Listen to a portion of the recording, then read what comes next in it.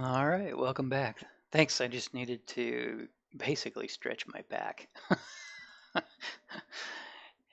It comes with age, and I'm not saying my age. Not that I care.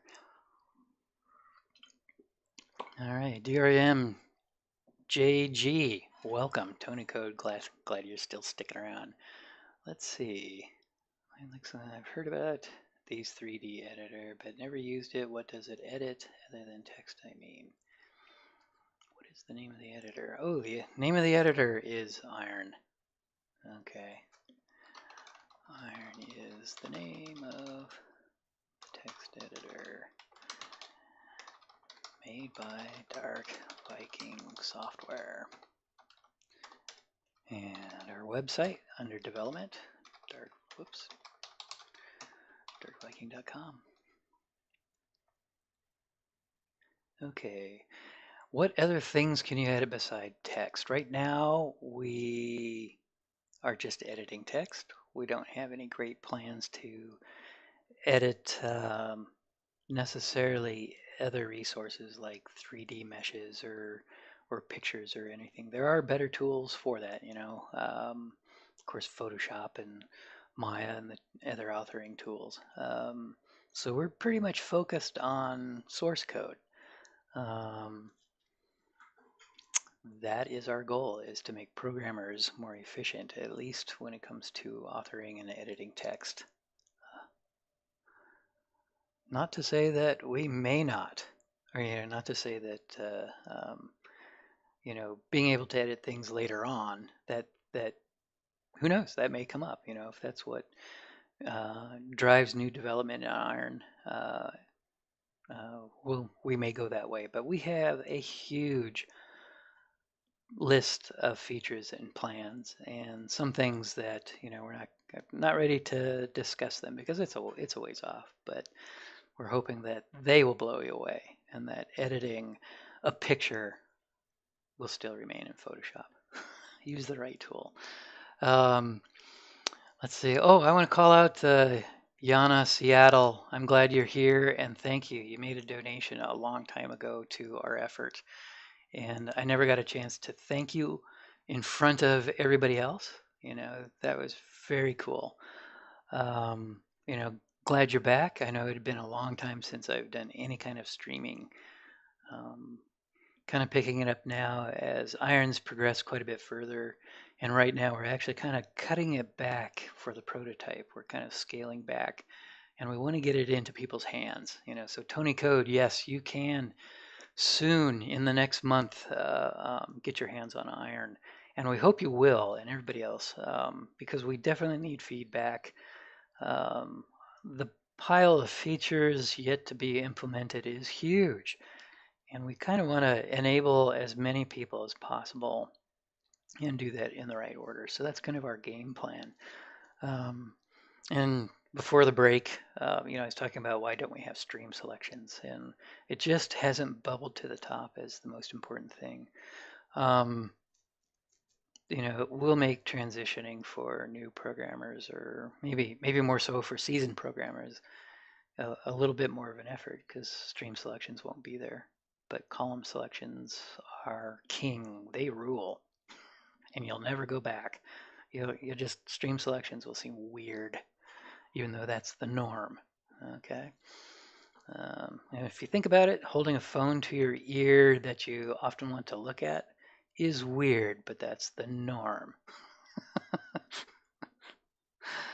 I love the way that technology is advanced. Okay, so let's carry on. And again, for those just joining, um, I'm collecting footage. Oh, which by the way, I wanted to make sure I'm recording. I'm collecting footage for our how-to and help videos. And so I'm going to turn off the camera of me. So when we collect this stuff that we can edit it together fairly easily. Oops, wrong tool.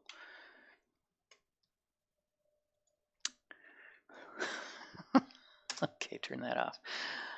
And we'll turn the Christmas presents off.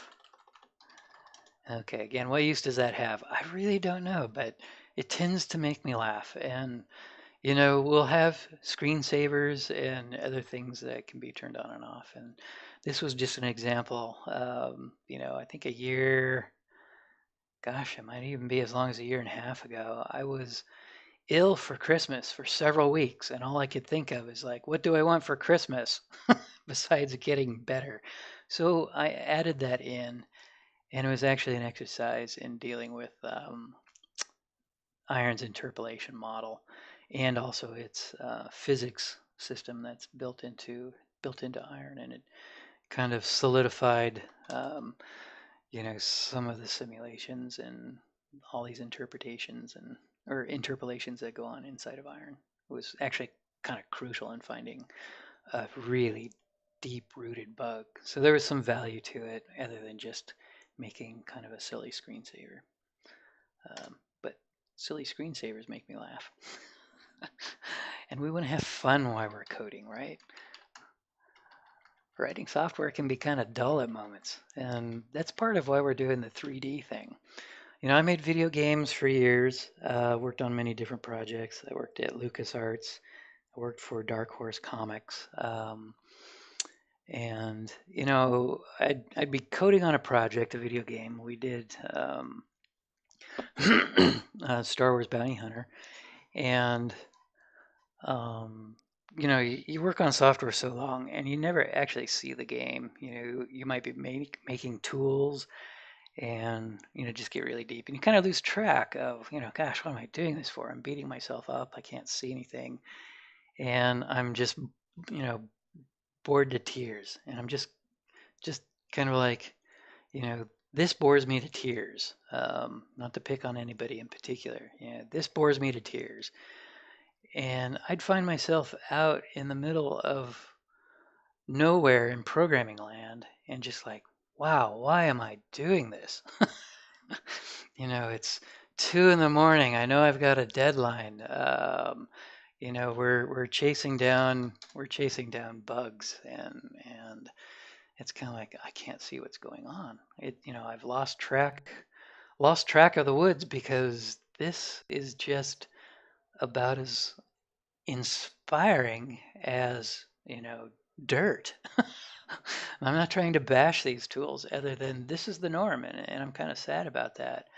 You know, um, the whole point of iron in the 3D is to be a little more engaging, and just inspiring. It's kind of like, well, if I can see some video game like elements, and if my artist and I can actually get some of our art assets in our editing environment, like, that's way cool.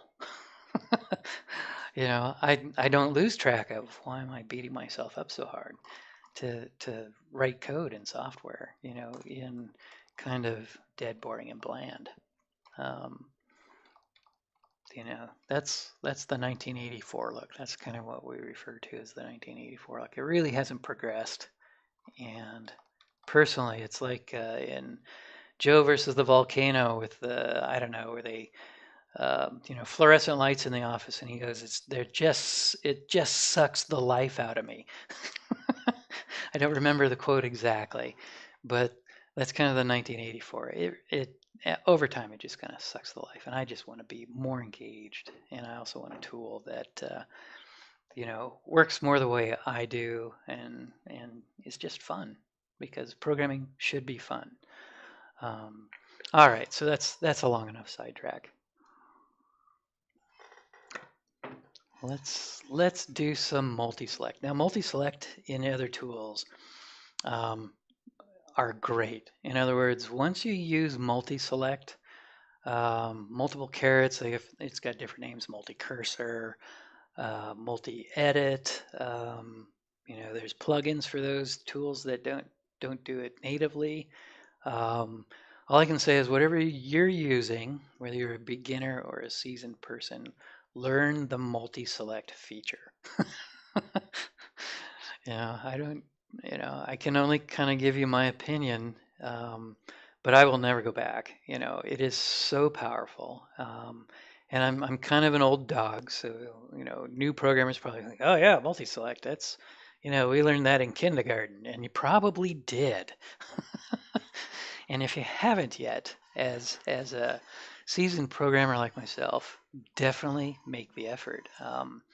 It really changes the way you write software. It really changes the way you come into existing coding bases. You become much more proficient at things that you do all the time.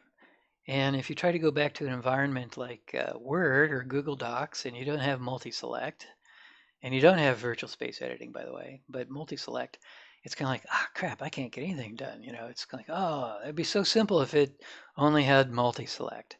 I'm not advocating that Word should add multi-select. Writing prose is different than authoring source code. Um, and multi-select is just one of the big guns, if you could master it. And that's why we've spent a lot of time developing the multi-select in Iron. And again, it's familiar, but it's different than the other tools. We've built it up so there's a lot more functionality. And it's really, right now, the power tool inside of Iron. So I want to spend some time kind of showing you some of the functionality. I've been kind of doing that all along. It's hard not to work. It's hard to even do demos without using it. That's how ingrained it is in me, and how much I miss it when I'm using a tool that doesn't have it. Um, one of the power features right now is find and replace using multi-select. Um, and eventually Iron will do this across files. So, you can do find and replace across files, and basically refactor names across files. But it kind of brings up the fact that Iron right now does not have a separate dialog to do find and replace. And it's again one of those things that really hasn't bubbled to the top of our priority list, because it works just great using multi-select, and you don't need a dialog. And that's one of the things that, coming from other big tools, I always think of Microsoft's Visual Studio as the gorilla. It's the 800-pound gorilla if it's not the 1,200-pound gorilla. Um, sorry. And it's kind of like, oh, I get dialogue to death, and drop downs, and it goes on and on and on and on and on, and it's just so huge. It's very capable. Some things you can't live without, and some things, an awful lot of things, you can be effective without. In other words, if I can do things using the keyboard and I don't need a dialogue, I'm going to kind of lean that way. That's my preference. You can see right now we don't have a menu bar. It's not for just getting more acreage, which is important. Partly we had an old one. It didn't work. It was an experiment. We have a new one in the works. It's not yet ready to put up here. But I function and edit and build Iron and Search with almost no dialogues at all and no menus. I'm just finding that, the tools that I use, it's a certain set. Um, and then the other ones that I don't use, I'll be glad to go up and kind of look around and search the menu for it. But right now, dialogues, a find and replace dialogue, really doesn't have a lot of value for me. I know other folks will be kind of like looking for it and expecting it, and we will at some point probably have a find and replace dialogue. It's just not there. But that brings us to, one of the mottos is, don't dialogue the programmer to death. Yeah. If you can do it without, okay, as long as it's more convenient and more proficient. Excuse me, unofficial coffee break. And throat clearing. Um, so multi-select, okay, kind of like in single select, there's a couple of cardinal rules. And in single select, don't hold the shift key down. To change, to start a selection, or to do, that's why you hold the shift key down, is to set your selection mode. Okay, don't hold the shift key down. And when it comes to multi-select, what we've done is we are co-opting and multi-select functionality is pretty much exclusively set up, all the functions are set up to use Control Shift. Okay, and we can see that here in the key map file. Let's search for multi-select. That's not the one we want. Here it is. So here's the key mappings for multi-select. We'll go through this a little bit more in detail, but you can see here Control Shift, Control Shift, Control Shift. Everything's here's Control Shift, Control Shift, Enter, Control Shift. Or as I've done it here, apparently I've done Shift before Control. It doesn't really matter. I should be more consistent. Consistent, by the way, is subjective. So I thought I was being consistent, certainly within this file. But Shift Control, Control Shift, it's all the same. But that's the key. And then I haven't been able to shy away from Control Shift for other functionality, like there's just saving all files, Control Shift S. As a default, that might move away because Control Shift S is a real good use for splitting lines, splitting combinations. So rather than M, which is meant for multi-select, I might use an S. But Control Shift S is already being used, and there's a lot of history and tradition in keeping Control Shift S as save all. We may move away because one of our mottos is think different. Be willing to think differently as long as it gains you an advantage. So Control Shift, that's the cardinal rule. You can get to multi-select using Control Shift. Also important, and you've seen it demonstrated, is that the multi-select and the regular select can all be done and undone and redone over again. And that's probably different than a lot of tools that are out there that are implementing a multi-select or even a single select. We think it's important to have your selection actions in the undo queue, because you want to back up. There's effort and time and thought gone into making selections, so it's important to be in the undo and redo stack. Here I'm undoing things. So and that's not necessarily unique to iron, but that's a real important aspect of how we've implemented iron. How do you start a new selection? Let's go into that. That's the first thing you want to do with multi-select is, once you've mastered single select, multi-select is just a slight extension to it. So to start a selections, let's do a column select. I'm holding the Shift key down, and I'm driving the caret to the right. Okay, I'm just going to make a column or a block selection, however you want to refer to it. Okay, and then if I want to start a new selection, Control Shift, Enter. Okay, there is a new caret. It is a new selection and its selection mode is none. So a free caret is really a selection. It just hasn't selected anything.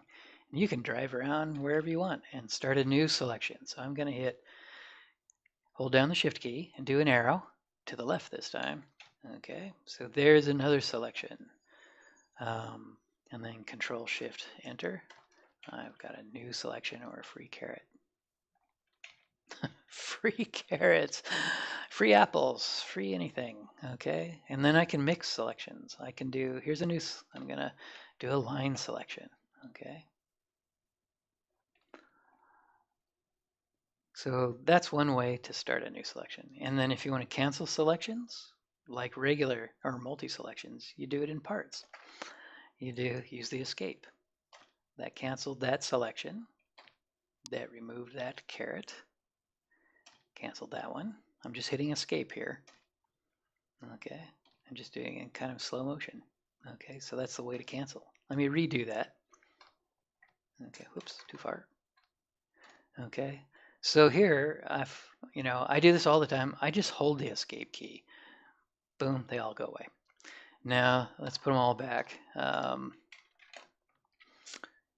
But if you have like a gazillion and you don't want to sit there, and hold the escape key, and there's value to doing this. I'll point that out why you want to hold the escape key. You can just do Control Shift Delete, and that deletes all the multi-selects and just leaves you with a caret.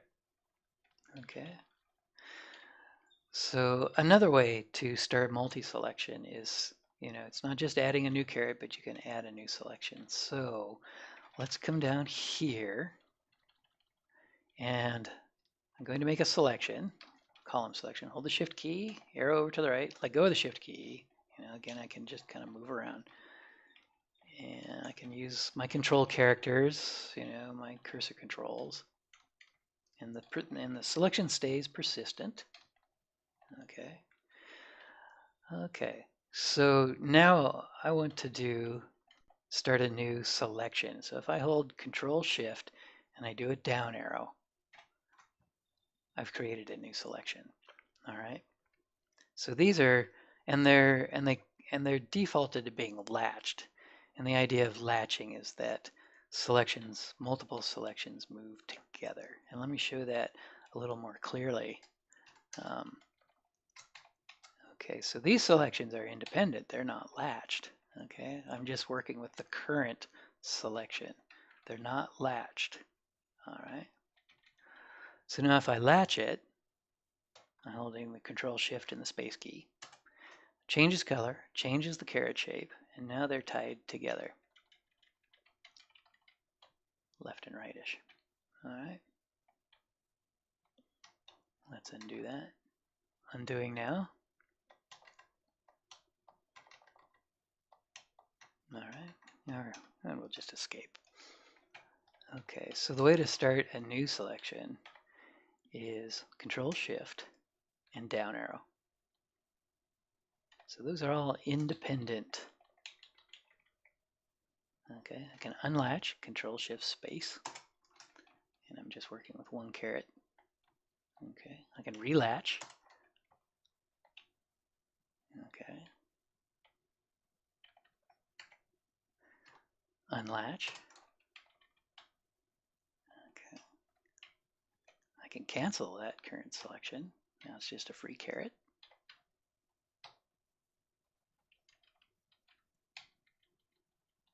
Okay, I can cancel this caret. And you can see I'm back to this one down here. And then I can latch. Okay. So if I got a line selection, okay, and I want to start a multi-select, I'm doing Control Shift, down arrow. Those two lines are multi-select, okay, and I can unlatch. And now I'm just working with the bottom selection. You can see the shading here. Each one of these have a ramp shading on it. You can see those are individual selections. They're not latched because they're blue. And then I've got one big line selection. And I can change this one to a column selection just to make it a little more obvious. Okay, see the color ramp? Again, it's subtle things that contain information. It's not in your face kind of stuff, but you can see that color ramps are useful to discern when you have multiple selections as well as color. So I'm going to latch and it turns purple or magenta. Coffee break. All right, back to work. Cancel that. And then I'm just going to hold the escape key and they all go away one at a time. All right, so if I have a line selection, that's a big old line selection, and I want to start a new line selection, I can do that. So you can see that there's two large line selections going on there. You can overlap. Gets a little bit worrisome there, but that also has value to be able to overlap. All right, so we're back to a single selection, single line selection, and escape back to just the caret.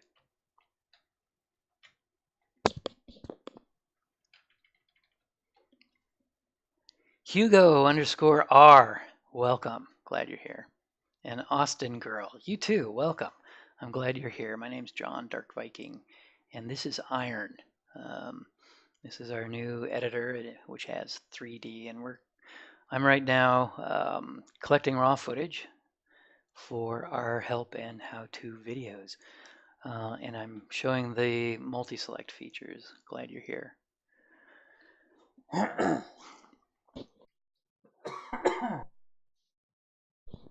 Like I said earlier, I don't know how regular streamers and radio broadcasters do it. I've got a frog in my throat that will not go away. So we'll be taking official and unofficial coffee breaks as we go along. Feel free to sneak some too. I'm not watching. Okay, so I was just going through ways to start multi-selection. Probably the most common will be just holding the control shift and going down. That tends to be what I use most. Or um, making a selection and then doing control enter to get a free caret. Okay, you can just leave multiple carets out there, and then you can latch them, and then you can start typing stuff. Okay, and I've spelled that wrong. Back up. Oops, wrong character. All right, and then you can undo stuff. This is all undoing. All right. So another way to do multiple selections is when you're doing a find, and it's kind of like, and you're doing multiple finds. You want to um, change a bunch of instances of the same thing. Um, so, for example, and the way, first thing you need to do is you need to do a search. And so this is the command palette, and to search for a piece of code, we're just going to search for the word select. Now let's search for shift. Okay, so I found the first occurrence of shift from where the caret was. And if I want to search again, I just hit F5. Okay, and you can see that's just a single selection, a simple selection. Okay, if I've got a selection out there, and I've got a free caret, and I come up and I search, I can search, and I'm gonna still search for shift. Okay, you can see that this selection is persistent. It's not latched. It's not going away. It's not changing as I continue to drive around my caret and I do a find. Okay, and it's making a column selection. Okay, you can see the anchors here on the left in the first character. So if I search whatever the current caret is, it's replacing it with a column selection, assuming it finds what you're searching for. Okay, so persistent selections and multi-selects are intertwined. Okay, so how do I start a multi-select using find? So let's find the word shift. Okay, and then if I want to, um, make a new selection, a multi-select, I'll hold the shift key down. Now this is kind of where we kind of broke from the pattern. It's a little bit of an exception. And this might change. It seemed like, well, Control Shift F5 would start a new selection. That would make good sense to me, and I could be convinced of that, as that might be a better way. But for right now, I'm doing Control 5. So what happened here is that kept the current. Let me just redo that again. I'm going to come up here. I'm going to find Shift. Don't want that one, and I don't want that one. Okay, this is the one I want. And next thing I'm going to do is I want to find the next occurrence of shift, but I want to keep this one. I want to keep this selection and start a new one. So that's where I'm going to hold the shift and press F5. Okay, so it's keeping the previous selection, whatever it was, and adding a new selection. So that's really one of the quickest ways to, do multi-select. Okay. And then I can skip a few, and I can add some, and I can skip a few more. It's like, now I'm way off the page. And then I can undo. Okay. All right. If I go too far, say I want this one. Oh, wait, I didn't want that one. I can undo, of course, and just pick and choose the ones that I want, and then I can just type, make the changes that are there. All right, let's see, that is the word shift, and you can see I just hit the escape key and held it, and that's what did that, little by little, undoing something. Okay, and then you have find and keep all, and maybe this should be, think about this. Maybe this should be Control Shift F5 and Control Shift Alt should be find all. Maybe that makes more sense. I don't know. That's the way we're mapped presently. Maybe we'll do that as an example. And then if you want to select all, you can do this. You can keep selections you have, whatever they are, holding the control or the shift key, hitting F5, or sorry, the control key. Oh, that's not even what I'm doing. This is terrible. I'm sorry about this. Again, this comes back to not being fully prepared. So now I'm going to hit Shift F5. Yeah, that's certainly mapped to Shift F5. I take back all I said. These mappings are not quite what they ought to be. But anyway, I'm going to do Shift F5. So keep the selections I have. Find me the next case. Okay, if I just do F5, it's not keeping the last selection. It's moving on. So I can hunt and peck the ones that I want. And if I go too far, I can use undo, but I can also use this other trick. I can hit the escape key. That'll cancel the current selection.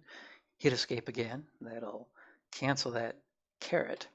Okay, I'm just hitting the escape key. It's a way to kind of undo backwards. All right, and that becomes useful.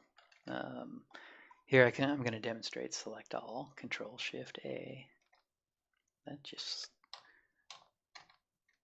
selected everything. That's not even the one I wanted to show. Again, back to preparation. Control Shift F5 is what I think I wanted to do. So all the instances of Shift are selected, and you can see it's, oh, that's so funny. 0 added new selections because I got them all selected. All right, whoops, do that. So here I'm going to do it again. So I'm going to do Control Shift F5. 22 new selections. Okay, now let's say I did do that. I selected stuff, and I've selected the word shift off screen. And it's kind of like, well, I can't see those. That's what that falling notification was about, is it's telling me that, oh, even though you couldn't see it, there are 22 selections, and I didn't add that whole notification. It's putting the notification up in the wrong place on occasion. Again, it'll bubble up to the top of the list. Okay, oops, now I've kind of lost myself. Okay, Control Shift F5. So I want to show I want to show the fling like this, this stuff. Okay, let's get back on track.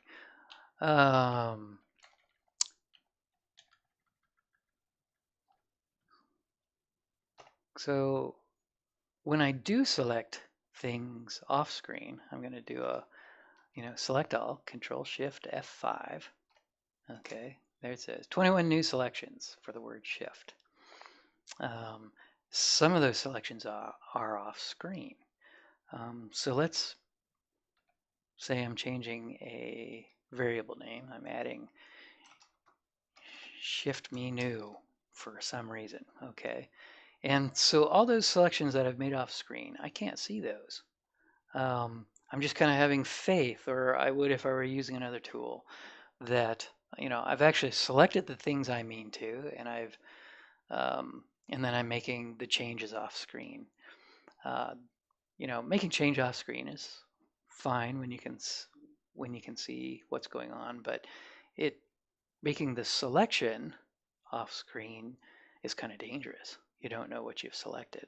Um, so what you can do with iron, and that's where this escape key, doing it in parts, becomes useful, is it'll cancel one selection at a time, okay, and then take me to here's a change I made, okay, and it's kind of like, this is wrong. Shift menu, should be in quotes. I didn't mean to select that. It was off screen and I've made a change. I can use the escape key to go back one at a time and see that my changes are actually the changes I want. Um, and when you find a case where it's incorrect, you can actually fix it right then and there, or undo things and then go and reselect stuff in a way that you won't be, you don't select all, you go through piecemeal, keep the ones that you want, find, keep and find. Um, but in this case, what I'm going to do is I'm going to unlatch all the other selections, okay? And then the only selection that's active, and it just happens to be the only one on screen. Let's get some more on screen. Okay, so I've unlatched. Let me go back to I'm going to go down. Okay, there's the latch. So you can see they're all still latched, right? I'm going to unlatch, Control Shift Space Bar, and now this persistent selection is off on its own. And so as I hit escape and I come back to where changes have been made, I can in fact fix the error piecemeal. And then I can continue to review my multi-select. It's basically find and replace, and I can go backwards. So I'm just hitting the escape key. It's like, that one's okay. Nah, actually I want this one to say old. Now that I'm going through it, I want it to say old. And then I can continue to back up. Oh, that's more in quotes. That's wrong. Don't want that one. Escape, escape. That one also is wrong. Didn't mean to select it. Don't want to change it. Okay, that's fine. All the rest of these are fine. All right. So that's how the escape key can be used to review, bulk find and replace.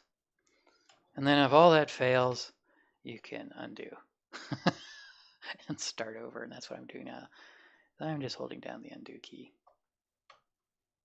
All right. Or it's kind of like, I've changed incorrect. Now I'm redoing. It's like, it's like, I get to the point where I'm reviewing things. It's wait, and so you can go forward and redo things. Anyway, there's a lot of options. I just tend to wind up hitting and holding the escape key. It also gives me a sense of satisfaction that I've satisfaction and also confidence that I've changed just the things I've wanted. So that's a little different than other tools. You don't hit escape just to undo everything. Okay. Let's get back to where we were. We'll take out the shift me. There we go. We'll just call that good. All right, so cancel all, Control Shift Delete. Let's select everything again. Okay, Control Shift Delete. Now I really wanted to do what would make sense. What would make more sense in the mapping? Control Shift Escape, right? So I want to escape all the multi-select, but unfortunately Windows Control Shift Escape brings up the Task Manager. And maybe there is a way to get Windows not to bring up the Task Manager, but it's probably something that individual programmers might have to disable or enable. So in this case, the next best key that I could come up with for the time being is Control Shift Delete. I'm deleting all of the multi-select, though I'd much prefer to be able to use Control Shift Escape. Okay, rotating the anchor and caret. Okay, I've kind of demoed this earlier. Let's come way out here in space. So they're doing a column selection. All right, and there's my anchor. Here's the caret, here's the anchor. And I can rotate the anchor and caret. In other words, I'm using Control Shift and the arrow keys to move things around. Okay.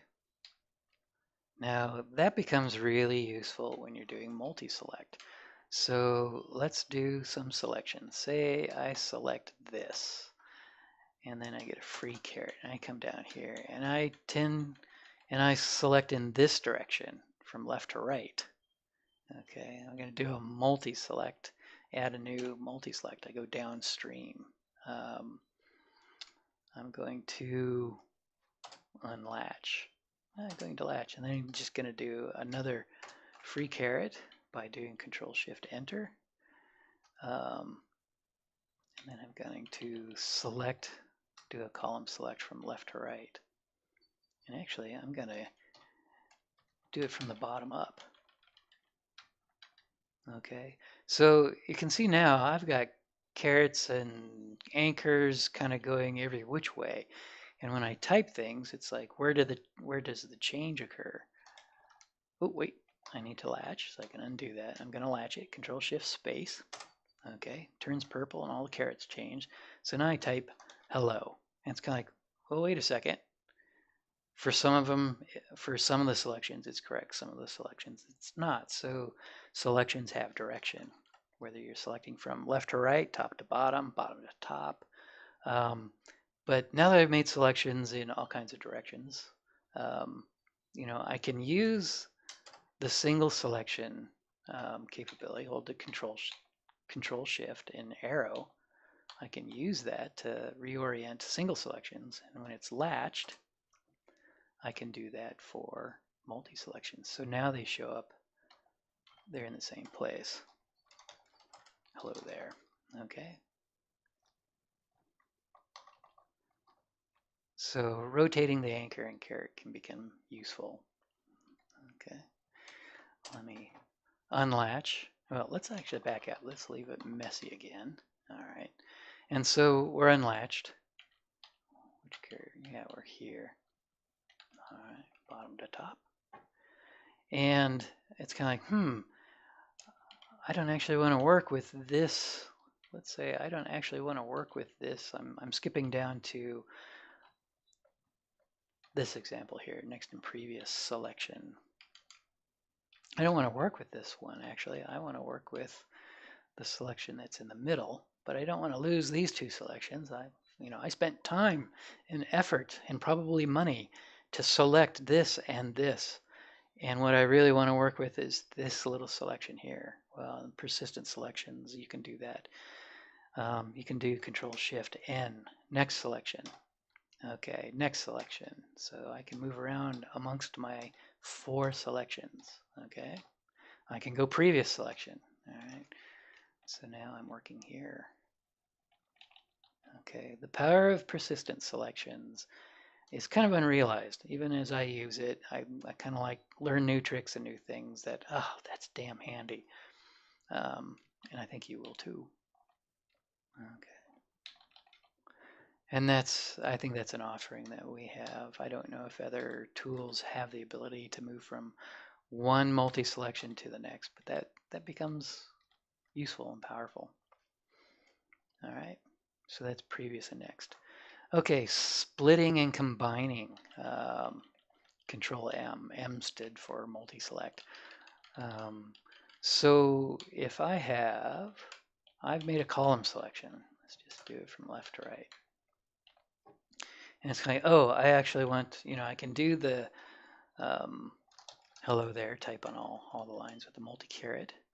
But say I want to do something different, is the space that is between these lines. This is a formatting trick. I want to scoot each of these lines next to the semicolon. How do I go about doing that? I can't do it in a block. It starts erasing the character, right? That just doesn't work. So the solution, of course, is multi-select to the rescue. Hit Control Shift M. Okay, you can see it changed to purple. They're all latched. All right. And again, if I just backspace, of course they move in mass, and that's not exactly what I want. Let's keep that latched. And I'm going to make more space here. I'm going to tab over. All right. I can come over here. It's like, I don't yet know what is it I want to do. I want to move these lines so they're next to the semicolon.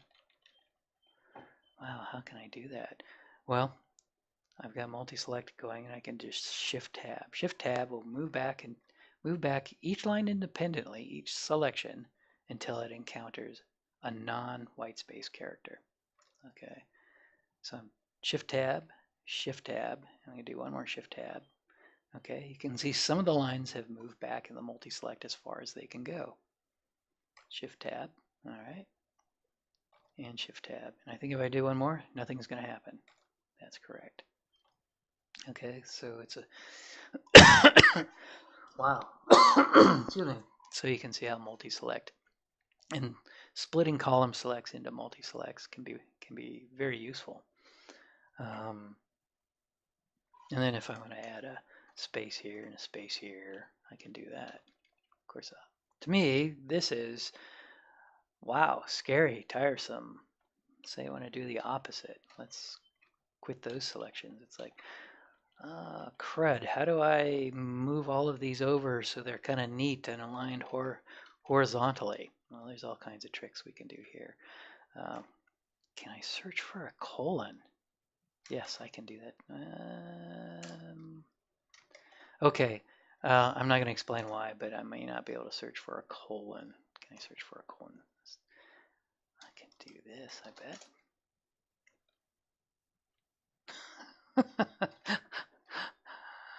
That's pretty funny. Okay. The command palette is underdeveloped, and colon is used for going things to like a certain line number, like 136. Okay, 137. It's also going to a certain character position, colon, say the 10th character. Okay. So searching for a colon by itself is at the moment something you can't do. And to me, that's not satisfactory. We got a lot of work to do on the command palette. And that's just an example of it hasn't bubbled to the top. I rarely search for a colon because it's used everywhere. So it's a poor example. But what I can do here, what I'm trying to do is I'm going to reformat things. How can I do that? I can search on the word control. So CTRL, that one I want, that one I want, that one. Okay. So I've got multi-select going. All right. And I can, for example, move the caret to the left, add spaces. Okay. Lots of things you can do. Say I want the colons to be aligned. Let's bring these guys out. Okay. I'm just going to cancel that. Formatting tricks 101. All right. So I'm going to do a column select. I'm going to split it, Control Shift M. So now it's multi-select. I'm going to do a control arrow to the right, which moves to the first non-white space. All right. Back up one character, and then I'm going to delete that. All right. So there things are kind of aligned. So multi-select is powerful if you're OCD and horizontal spacing really matters to you, and it does for me. Chunking coding into groups, either vertically like this, that's one chunk is separate from this chunk, is kind of valuable that this chunk is separate from, this chunk of stuff. So horizontal spacing is important. And it's undervalued when all you have to use is stream selection. Okay, so there's an example of multi-select. Now that's splitting a line. So let's back up a little bit. There's another way to do this. Okay, so we're going to get it all jaggy again, so to speak. All right. So here, it's kind of like, we can recombine all these selections into a block selection. Um, Control Shift, this isn't really a good example, but Control Shift M again, and any of the selections that are latched will be turned into a column selection. Okay, I can undo that.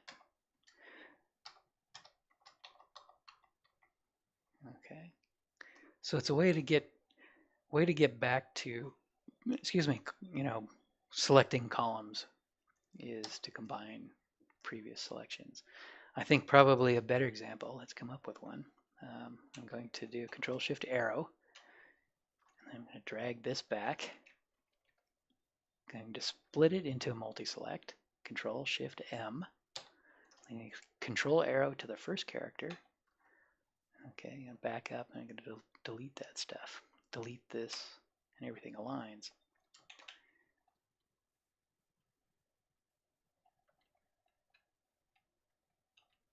Okay, so here I'm going to do a column select, come out here, and I'm going to do a paste.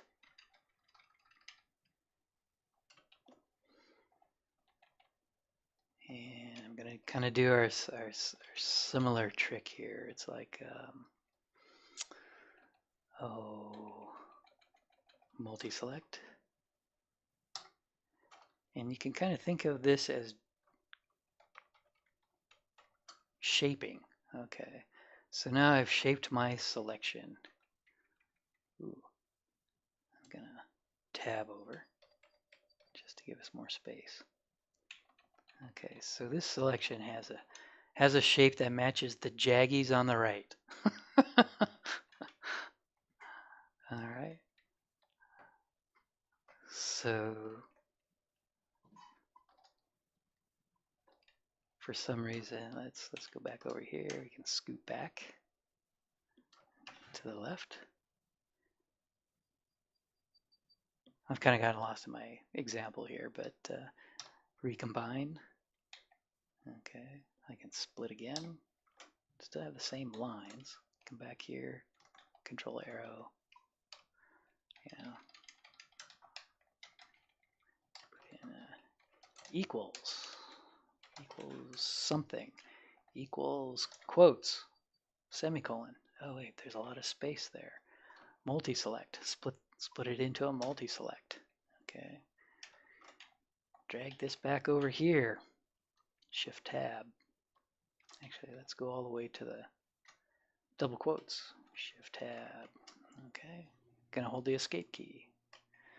All right. So it's a quick way to format jaggies, add quotes, double quotes, comment blocks.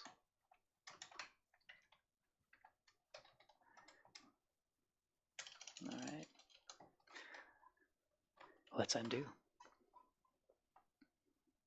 Sorry again, the demo I just did was pretty weak, but you can see with a little bit of practice, it really does become second nature, and you can use multi-select for all kinds of things, and formatting is important when it comes to understanding software. Vertical and horizontal chunking both matter. So if you're coming into a code base and things are all kind of jammed together, it's like, well, it's a little harder to decipher than it was if there was some horizontal spacing. Especially if you're, coming into a large code base and you've got to spend a lot of time deciphering things because they're all jammed together, it becomes fatiguing, and that's one of the things we want to avoid. All right, let me go into some. This is kind of fun now. I'm going to make some space here, and we're going to do some sorting. And we're just going to do the first bit with multi-select. Okay, official coffee break.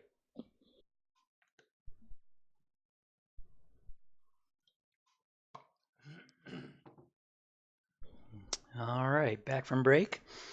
Let's continue on. I'm going to restart the recording here.